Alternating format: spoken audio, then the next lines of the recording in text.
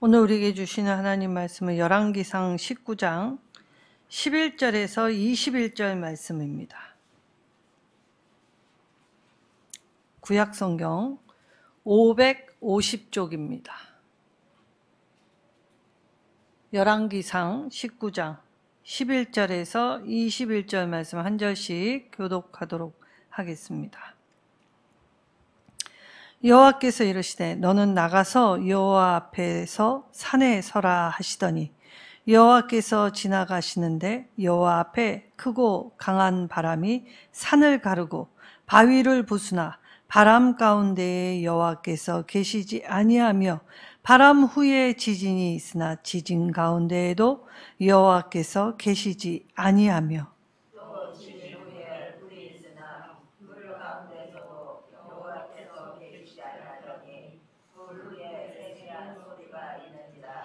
엘리야가 듣고 겉옷으로 얼굴을 가리고 나가 굴 어귀에 서매 소리가 그에게 임하여 이르시되 엘리야야 내가 어찌하여 여기 있느냐. 그가 대답하되 내가 어찌하여 여호와를 열심히 경배하오니 이는 이스라엘 자손이 주의 언약을 버리고 주의 제단을 헐며 칼로 제 선지자들을 죽였으며며 오직 나만뿐을 그들의 내 생명을 찾아 빼앗으려 하나이다.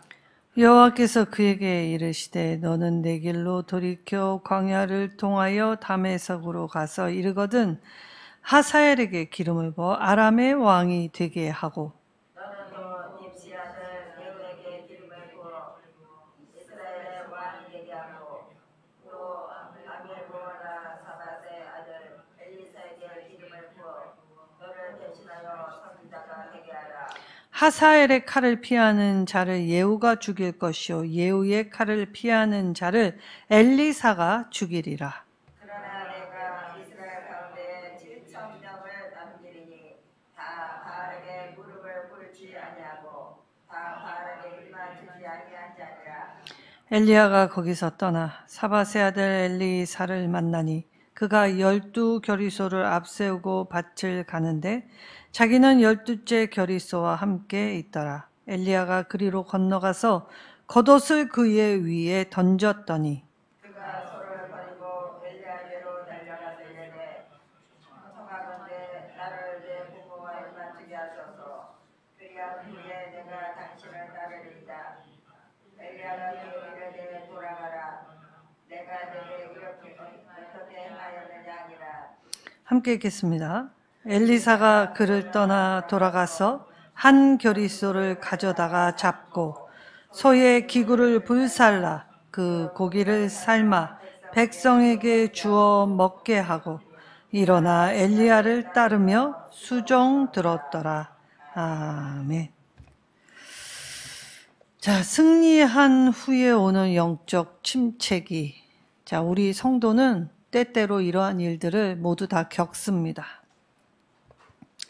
영적 우울감 빠질 때가 있지요.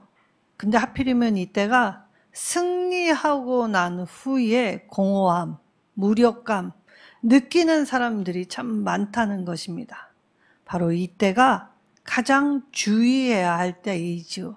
성도는 항상 깨어 있어야 합니다. 사단은 바로 이때를 노리고 공격을 하기 때문에 늘 경계해야 하지요. 자, 엘리야는 선지자들의 대표이죠. 그리고 엄청난 능력을 행했던 사람입니다.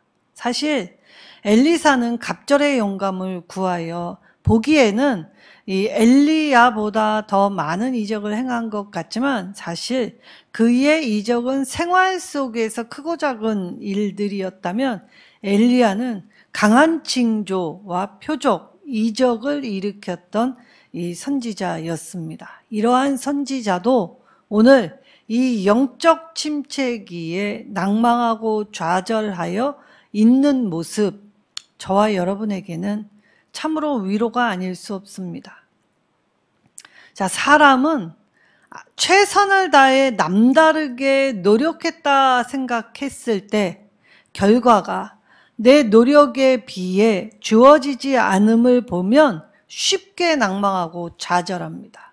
그것이 우리이지요. 우리는 늘 무엇을 바라고 행하지는 않았지만 이 오는 결과에 따라서 때때로 일희일비할 수 있는 존재라는 것입니다. 우리의 존재의 가벼움은 이 너무나 쉽게 기뻐하고 너무나 쉽게 좌절하지만 하나님은 우리에게 이 작은 일, 매일매일 하나님의 작은 일을 행하면서 우리의 그 작은 일을 통해 하나님은 거대한 하나님 나라의 역사를 이루어 가심을 깨달아야 하는 것입니다. 그러니까 나는 오늘 큰 업적을 세우기보다 내게 주어진 작은 일, 그리고 내가 해야 할 오늘의 일을 미루지 않고 매일매일 성실하게 정직하게 이 일을 감당할 때 하나님은 오늘 우리의 모습을 통해 하나님의 거대한 새 역사의 이야기를 열어주시고 세워가시며 함께하여 주십니다. 자, 엘리야는 이처럼 하나님의 권능을 맛본 선지자였습니다. 엘리야가 기도하였을 때 하늘에서 불이 떨어졌을 정도로 그의 능력은 어쩌면 탁월하다 못해 굉장히 이 큰 선지자의 위엄을 갖췄을 수 있다고 볼 수 있지요. 그런데 오늘 엘리야는 이 이세벨의 위협 앞에 꼬꾸라졌으며 도망가기 바빴습니다. 자, 이러한 상황, 우리도 이 신앙으로 이겨보겠다고 호기롭게 남다르게 선포하고 나갔다가 공격받고 비난받고 그리고 생각지 않은 결과를 맞이할 때 쉽게 낙담하지요. 사람은 누구나 다 그렇다는 것입니다. 자, 이때 이 엘리야가 하나님의 산에 서라라는 명령을 받고 엘리야는 지금 도망 중입니다.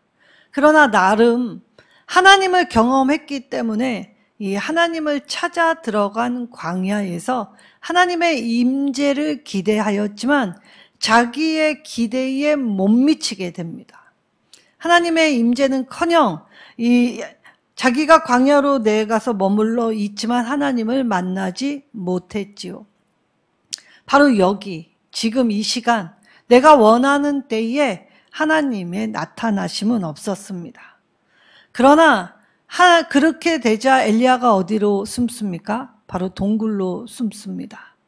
동굴에서 도통 나올 생각을 하지 않습니다. 하나님은 오늘 동굴로 들어간 엘리야가 스스로 나오기를 원하십니다.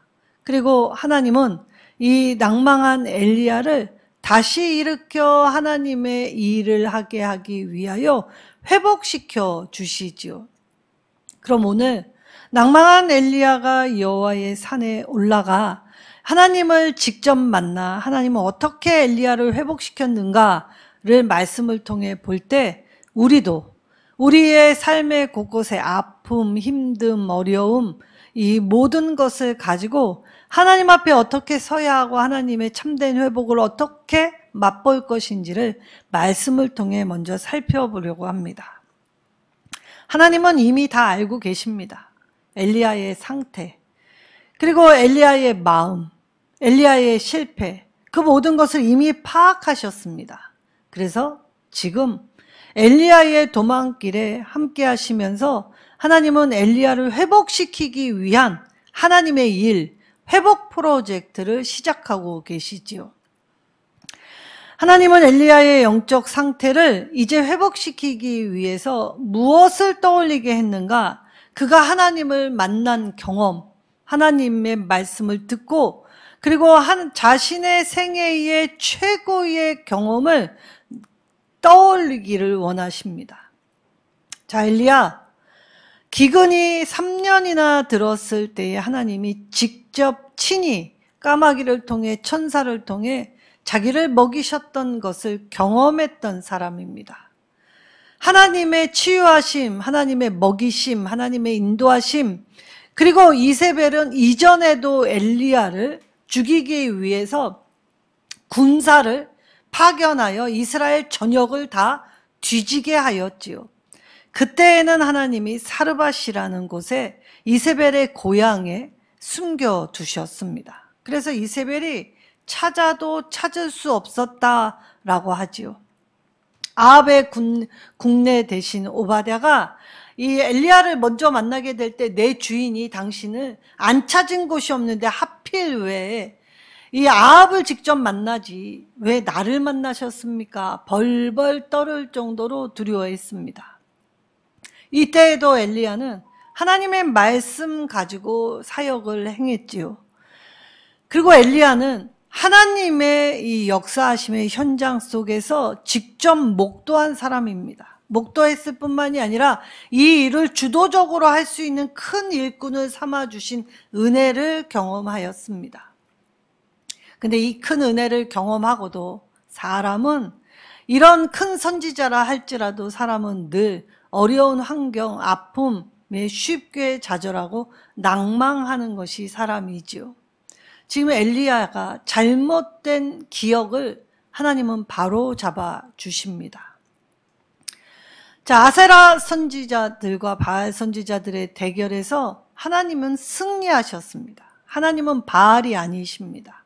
그래서 하나님의 하나님 되심을 밝히 드러냈을 때 이미 이스라엘 백성들은 이제 머뭇머뭇거리던 신앙이 아니라 하나님 편에서 살겠습니다. 하나님 백성으로 살아보겠습니다. 이미 결단하였습니다. 그리고 이 전투에서 이겼지요.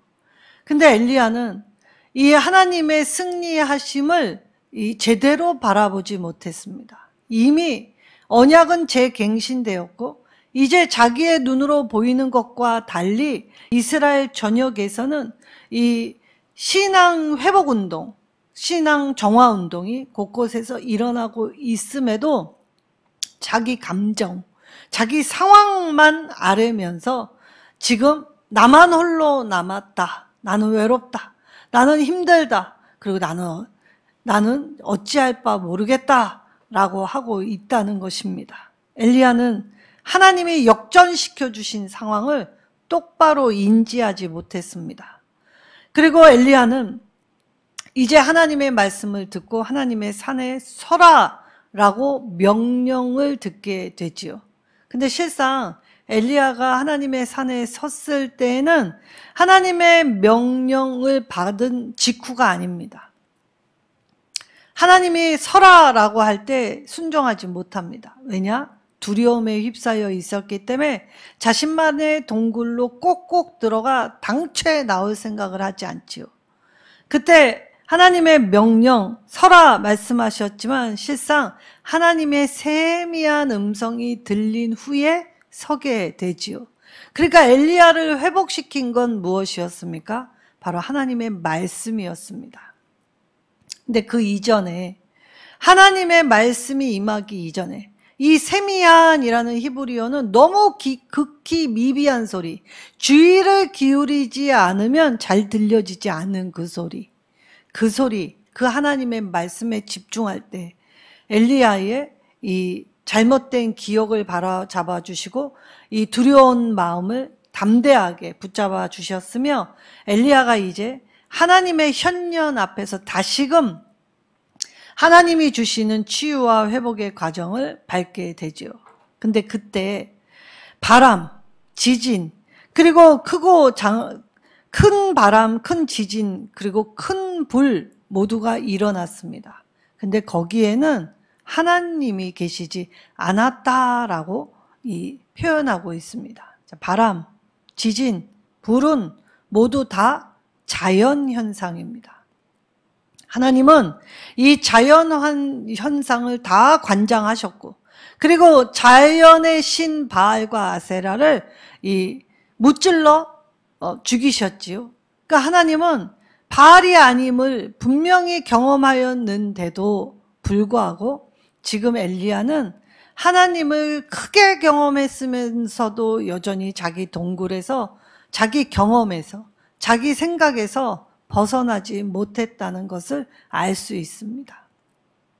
자, 이처럼 아무리 위대한 역사를 쓴 하나님의 사람들이라 하더라도 이런 연약한 모습은 모두에게 다 있다는 것이지요. 엘리야는 하나님이 자신을 이제껏 어떻게 인도하셨는지 떠올려야 했습니다. 기억해야 했지요.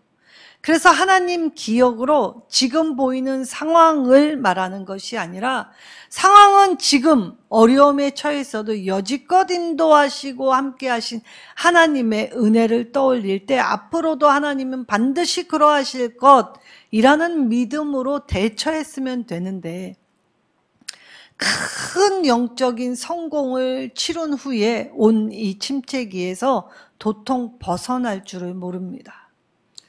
자, 자연현상, 우리가 하나님의 이적을 마치 무슨 큰 능력, 그리고 이 못 고칠 질병에서 벗어남, 그리고 생각지 않은 초인적인 그 어떤 현상들, 그런 기적 같은 일들로 하나님을 평가하면 우리의 작은 생각으로 하나님을 올곧게 올바르게 인식할 수 없지요. 그래서 하나님은 바로 우리의 눈으로 보이는 현상 가운데 계시지 않았습니다. 오히려 들릴락말락한 아주 미비한 작은 조용한 소리로 말씀하실 때에 그제서 동굴 깊은 곳에 있던 엘리야가 이제 동굴 입구로 나오게 되죠. 그마저도 동굴 이 입구에서 서성일 뿐 완전히 벗어나지는 못하게 되었습니다. 자, 이때 하나님의 말씀이 이제 세미하고 작고 부드럽게 엘리야에게 말씀하시지요. 그리하여 오늘 이 말씀하시는 하나님의 그 말씀을 경험할 때에 엘리야는 자기가 하나님을 매번 경험했으면서도 불구하고 이 자신의 동굴, 자신의 경험치에서는 도통 벗어나지 못한 이 자금으로 이 하나님 앞에 설 때 여전히 엘리야의 대답은 이제나 전에나 똑같은 대답, 자기 감정만. 내가 열심히 남들보다 유별하였고 그리고 나만 홀로 남아 있다고 불평하게 됩니다. 자, 왜 지붕 위에 외로운 참새 같은 엘리야? 지금 상황에 매여 있기 때문에 관심은 하나님이 아니라 자신에게밖에 없지요. 그러니까 자신의 감정이 더 중요하고 자신의 상황만 하나님께 아랠 뿐입니다. 자, 그러면 하나님은 이 오늘 말씀하실 때에 13절에 내가 어찌 여기 있느냐라고 물으십니다. 사실 이 13절의 말씀은 9절에서도 똑같이 말씀하시죠. 하나님은 지금 반복적으로 똑같은 질문만 하고 계십니다. 사실 엘리야의 형편을 몰라서 이 질문을 하셨을까요? 사실 바람, 지진, 불 가운데에 우리는 어떤 징표를 원하지만 하나님은 왜 거기 계시지 않았습니까? 하나님의 이유가 있기 때문이죠. 하나님은 하늘에서 불을 내려주신 분이십니다. 자연도 하나님이 만드시고 하나님이 운행하셨기에 지금 제대로 돌아가고 있는 것이지요. 자연도 하나님의 말씀에 순종한다는 것입니다. 근데 왜 그곳에 우리가 원하는 특정 현상이 아닌 것에 하나님이 계시지 않았습니까? 하나님은 이 우리가 눈으로 보이는 현상에 치중하지 않게 하기 위해 그곳에 계시지 않았습니다. 더하여 엘리야의 잘못된 생각을 교정하시기 위해 그곳에 계시지 않았지요. 그 현상들을 통해 엘리야가 깨닫길 바라셨지만 엘리야는 여전히 자기 감정, 자기 상황에 매여 도통 회복될 기미가 없습니다. 그래서 하나님은 2번이나 엘리야야 내가 어찌하여 여기 있느냐 물으십니다. 근데 사실 이 질문 받기에 앞서 엘리야를 이 여호와의 산까지 인도하신 분이 누구십니까? 하나님은 이시지 않습니까? 근데 하나님이신데 하나님이 지금 엘리야에게 내가 어찌 여기 있느냐라고 2번이나 반복하여 말씀하셨다는 것이죠. 자, 이때 엘리야는 이스라엘 자손이 주의 언약을 버렸다. 그러니까 자기의 상황에 매였기 때문에 상황을 올바르게 인식하지 못한 엘리야는 상황이 바뀌고 있었는데 백성들은 여호와의 편에 서겠다고 결단했는데 그걸 보지 못했습니다. 제대로 똑바로 알지 못했다는 것이죠. 그리고 여기에 내가 여호와께 열심히 유별하였는데 내가 생각한 결과는 그것이 아니었다라고 이야기하면서 내 생명을 찾아 뺏으려고 하고 나만 홀로 남았다라고 자기 감정만 주장하지요. 자, 그러면 오늘 하나님이 이 동굴 안에 숨은 엘리야를 동굴 밖으로 벗어나게 하시기 위해 두 번으로 똑같은 질문을 이 엘리야에게 하셨다라는 걸 우리가 생각해 보면 이 엘리야를 회복시킬 때의 여호와의 질문에서 우리가 그 해답을 찾아야 하는 것입니다. 엘리야가 지금 낭망한 그곳에서 일으킴 받기 위해 그곳을 다시금 벗어나기 위해 사실 하나님은 오늘 엘리야가 여호와의 산에 오르기 전에 이미 내가 기력이 소진하여 미처 다 가지 못할까 염려하셨습니다. 그래서 먹이셨지요.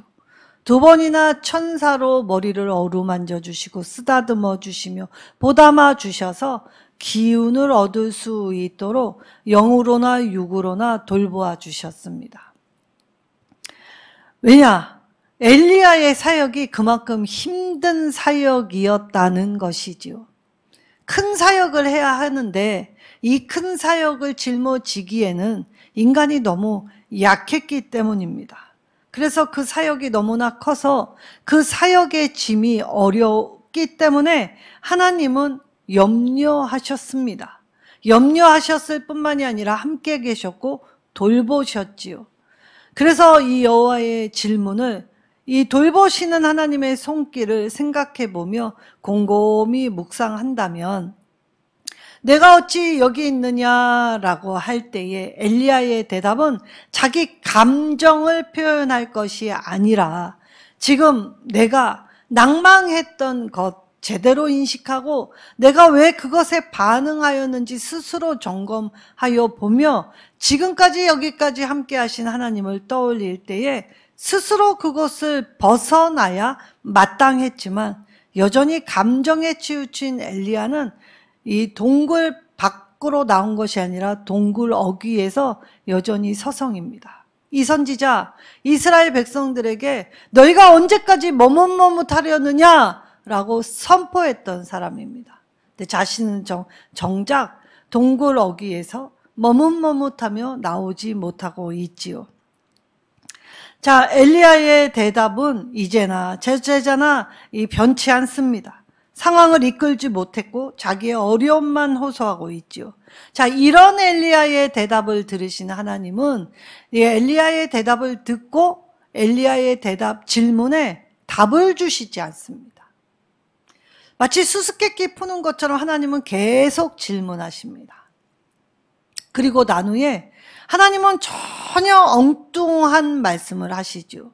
자, 하나님은 직접적 답을 주시지 않고 전혀 다른 이야기, 먼저 하사엘에게 기름 부어 아람의 왕이 되게 하고 그 다음에 예후에게 기름 부어 이스라엘 왕이 되게 하고 그리고 네 뒤를 이을 이 선지자로서 이 엘리사에게 기름을 부으라라고 명령하십니다. 자, 그럼 엘리야가 하나님께 나만 홀로 남았다고, 나는 외롭다고, 나는 힘들다, 난 못한다고 하는 엘리야의 질문엔 답을 하시지 않으면서 하나님이 이 세 사람에게 기름을 부으라라고 명령하시는 이유는 무엇이겠습니까? 바로 이것이 하나님이 엘리야를 회복시키신 과정입니다. 지금 동굴 안에서 이제 하나님의 위대한 사역을 스스로 제한 두고 그리고 자기는 못한다라고 하며 자기의 안에 부정적인 인식을 하나님이 하나님의 새로운 사명을 주시면서 그것을 깨닫고 그것을 뛰어넘어 그것을 이길 수 있도록 하시기 위해 새 사명을 주셨던 것이지요. 사실 오늘 이 하나님의 말씀을 엘리야는 그대로 다 이행한 것은 아닙니다. 엘리야가 고작 이행한 건 엘리사에게 찾아가 자신의 외투를 던질 뿐이었습니다. 자, 자기의 뒤를 이을 엘리사, 그리고 이 엘리사로 말미암아 이 나중에 하사엘과 예후에게 기름을 붓게 되지요. 자, 그 말은 하나님의 일을 할 때 내가 다 할 필요는 없다는 것입니다. 그렇다고 한다면, 내가 다 해야 한다면 하나님은 능력자들을 쓰시지 왜 약한 자들을 쓰시겠습니까? 그렇지 않습니까? 하나님의 입장에서 하나님이 진짜 필요하시다면 능력 있는 사람을 구별하고 선별하여 쓰시지 왜 아무 능력 없는 자, 더구나 여기 실패한 자, 낙담한 자를 굳이 일으켜 하나님의 일을 하라고 주셨겠습니까? 하나님의 일에는 내가 다 할 필요는 없습니다. 그러나 새로운 사역을 엘리사를 만나는 것으로 다시 시작하게 하셨지요. 우리가 주저앉을 때, 낭망할 때 주위의 동역자들로, 그리고 친구들로, 이 영적 동무들로 함께하게 하십니다. 그래서 교회는 함께 걸어가는 공동체이지요.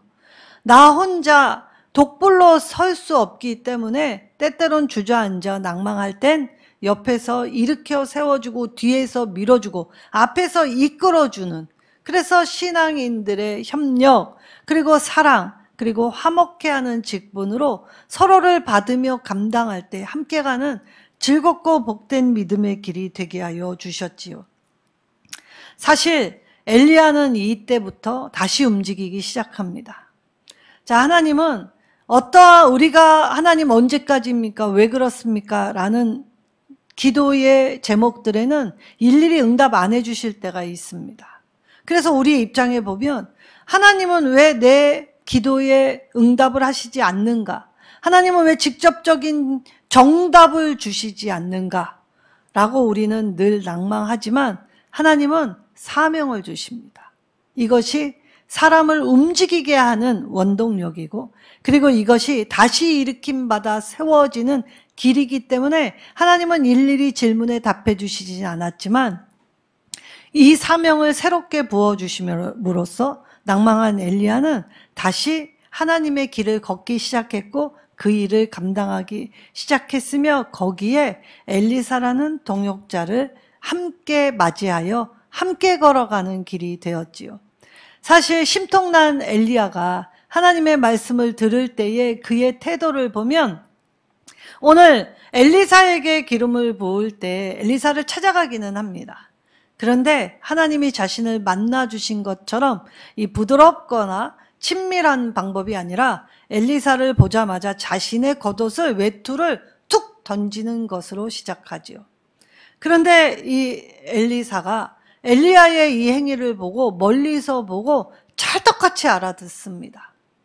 나와 같은 자에게 어찌 이런 일이, 자, 외투를 던진다는 건 아주 특별한 의미를 담고 있습니다. 그래서 이 엘리사에게 전해질 때 엘리사도 이 엘리야의 외투, 사실 엘리야 이 가죽 옷을, 털옷을 입고 다닌 사람, 그래서 사람들은 엘리야를 직접 보지 못했어도 엘리야의 외형으로 유추해 볼 수 있을 정도로 특이한 모습이 있었다는 것이죠. 그러니까 엘리사도 멀리서나마 이 엘리야가 자신을 찾아와서 자신의 외투를 던지는 행위를 볼 때에 알아먹습니다. 그래서 달려오게 되지요. 그런데 딱 하나 간청합니다.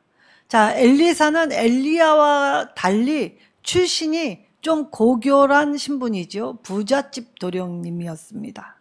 자, 부잣집 도령님이 오늘 이 엘리야의 거친 말투 행위를 보고 따른다는 건 쉽지 않습니다. 왜 엘리사가 부잣집 도련님인지 알 수 있습니까? 12결이 소로 지금 밭을 갈고 있습니다. 그 당시에 소가 12결이, 그러니까 12마리를 쌍으로 해서 이 밭을 갈고 있는 건 부자 아니면 불가능한 일이죠.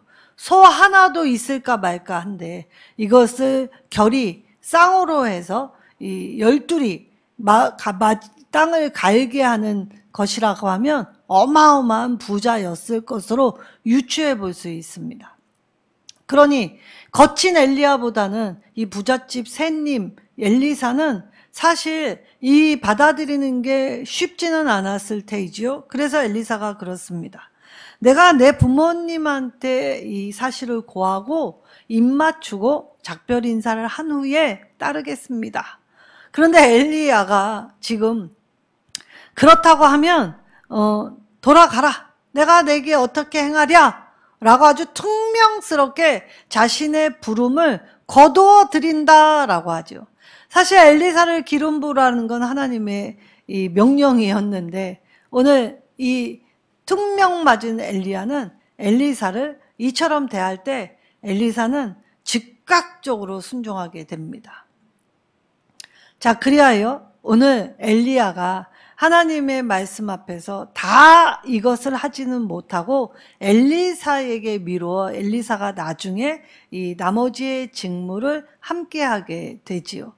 하나님은 지친 우리에게 때때로는 동역자도 붙여주시고 친구와 함께하면서 서로 위로하고 격려하며 걸어가게 하십니다.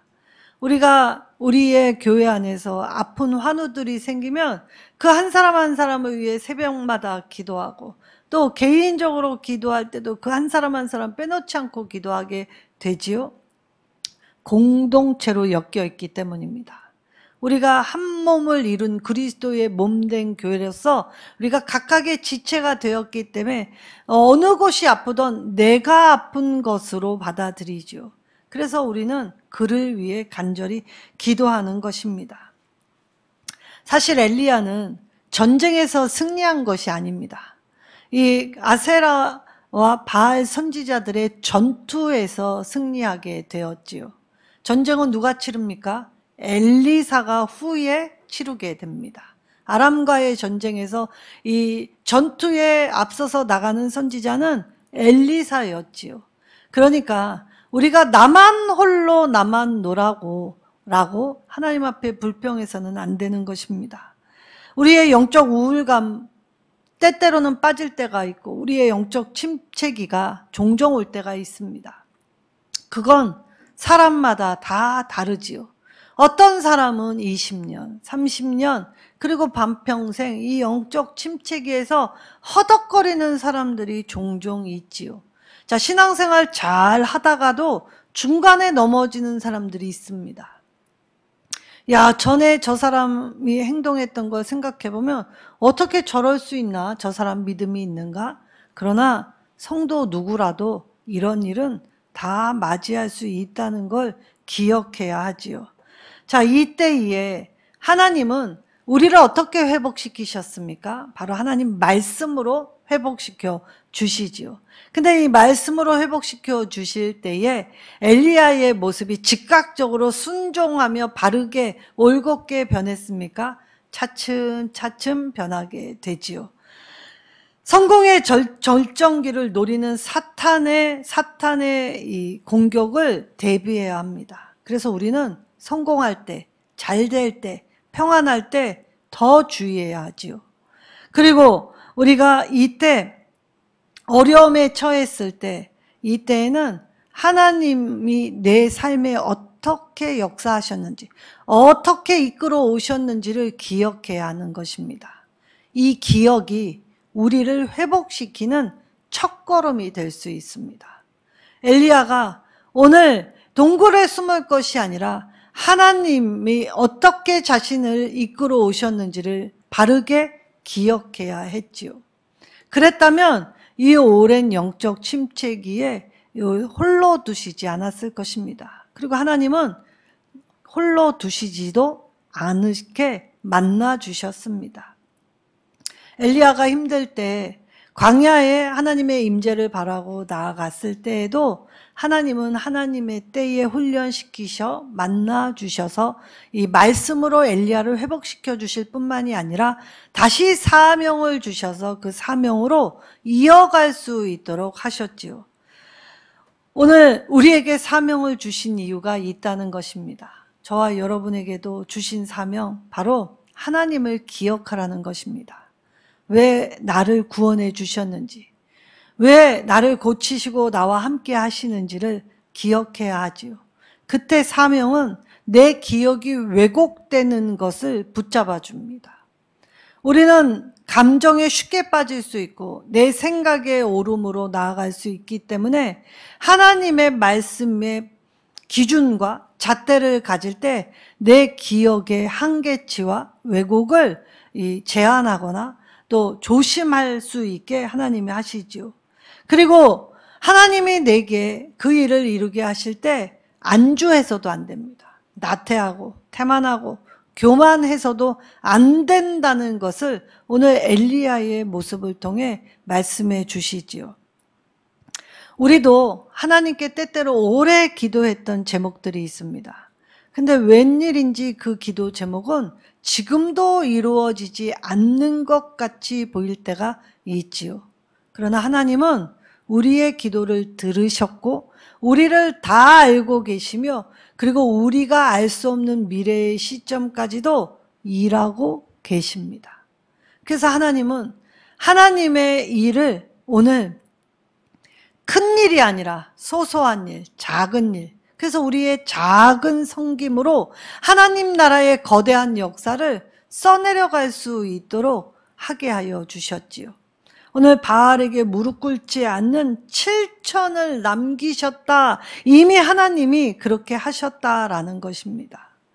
우리의 눈으로, 협소한 눈으로 보이지 않는 것, 그래서 우리가 쉽게 낭망하고 불평하고 고집되고 그리고 하나님 앞에 잘못됨으로 아뢰는 그 기도들이 다 응답되었다면 세상에 평화 없고 세상은 이미 망하였을 것입니다. 그래서 우리의 기도가 응답되지 않은 것도 하나님의 은혜이시지요. 오늘 엘리야처럼 저와 여러분도 동굴에 가서 숨을 것이 아니라 하나님의 세미한 그 음성에 귀를 기울이고 그리고 하나님이 서라라는 명령 앞에 서야 하는 것입니다. 실상 서라라는 명령 앞에 온전히 순종 못한 엘리야는 이제 하나님을 경험한 후에 하나님의 음성이 들린 후에 서게 되었지요. 그리고 네가 여기 어찌 있느냐라는 이 질문이 두 번의 질문이 여호와의 임재 전과 후로 나뉘게 됩니다. 하나님의 현년. 그래서 하나님은 늘 우리와 함께 하시고 우리에게 살아계신 하나님을 경험시켜 주시지요. 그런 하나님을 경험했으면서도 여전히 내 동굴은 부서지지 못했습니다.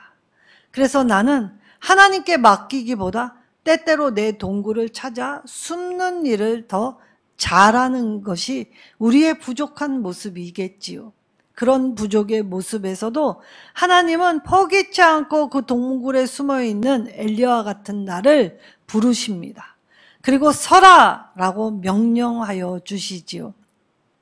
그리고 하나님의 음성을 듣고 난 후에 내 약한 무릎을 견고하게 힘을 주십니다. 그리하여 사명을 새롭게 주시면서 진정한 회복을 허락해 주시고 여기에 엘리사와 같은 동역자를 만날 수 있는 넓음, 깊음 허락하여 주셨지요. 오늘 저와 여러분이 한 교회에 이 가족으로 예수 그리스도의 보혈로 하나가 된 가족으로 만났습니다. 우리는 교회에서 이제 생사화복을 함께 하게 되지요. 서로 돌보고 그 사람의 아픔이 내 아픔으로 그 사람의 힘듦을 내 힘듦으로 그리고 그 사람이 당하는 일을 내가 당하는 일처럼 한몸된 가족이 되었기 때문에 오늘 여기 일선 누림교회의 성도들은 이제 하나님이 우리 한 사람 한 사람을 어떻게 만나주시고 만져주시고 하나님의 살아계심을 어떻게 경험하고 있는지를 서로 고백하며 그래서 그걸 기억하여 우리의 기억이 왜곡되지 않고 하나님을 바르게 알아가 하나님의 음성, 그 세미한 부드러운 음성에 반응하여 살아가게 될 때에 오늘 내가 할 수 없는 걸 함께함으로 감당하게 하여 주시지요. 하나님의 임재를 경험하는 사실을 붙드는 것입니다. 하나님은 과거에나 지금이나 그리고 앞으로 우리의 미래에도 늘 함께 하시고 붙잡아 주신다고 약속해 주십니다. 오늘 하나님은 내가 기도하는 제목에 일일이 답해 주시지 않지만 하나님은 우리에게 모두에게 다 사명을 허락하여 주셔서 하나님 나라의 일원으로 살게 하여 주셨지요. 여기에 실패도 괜찮다 하십니다. 실패하면 하나님이 붙들어 세워주시지요. 낭망하면 일으키십니다. 허물어지면 하나님이 방비케 하시고 고쳐주시고 회복케 하여 주시지요. 우리가 세상 것 의지하면 아무 소망 없습니다. 그러나 하나님 의지하면 하나님의 살아계심을 어디에서든지 바라보고 알 수 있게 하여 주시지요. 오늘 저와 여러분이 태평할 때 안일할 때 더 하나님을 찾는 지혜자들 되길 바랍니다. 우리가 무너지고 힘들어할 때 주님을 부르짖는 것이 아니라 오히려 안전할 때 평안할 때 더 주님께 간절함으로 간구하여 하나님 앞에 간절함으로 나가게 될 때에 하나님은 이미 이루어 놓으신 승리를 저와 여러분의 삶에 경험시켜 주실 것입니다. 각자에게 주어진 몫을 감사함으로 감당하는 일선 누림의 성도들 되시기를 예수님의 이름으로 축원합니다.